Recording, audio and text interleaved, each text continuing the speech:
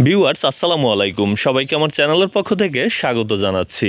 জাতীয় বিশ্ববিদ্যালয়ের অধীনে অনার্স দ্বিতীয় বর্ষ পরীক্ষা যারা আশানুরূপ ফলাফল পাননি, আপনারা অনেকেই বোর্ড চ্যালেঞ্জ করেছেন।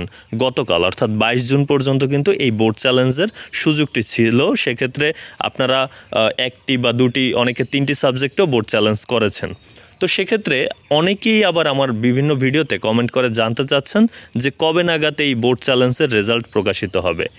আমরা যদি খেয়াল করি, বিগত যে পরীক্ষাগুলোর বোর্ড চ্যালেঞ্জের রেজাল্ট প্রকাশিত হয়েছে সেটি সাধারণত এই সময়সীমা অতিক্রম করার, মানে আবেদনের সময়সীমা অতিক্রম করার 2 থেকে 3 মাসের মধ্যে সেই রেজাল্টগুলো প্রকাশিত হয়েছে।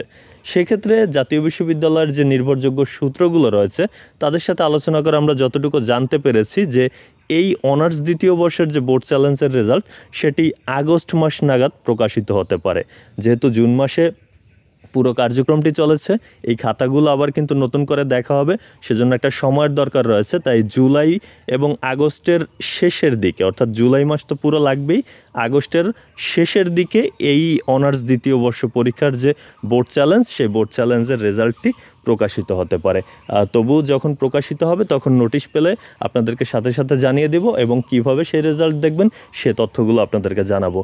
আর জাতীয় বিশ্ববিদ্যালয়ের সকল তথ্যগুলো যদি সবার আগে পেতে চান তাহলে আমার চ্যানেলটি সাবস্ক্রাইব করে বেল বাটনটি অন করে রাখুন।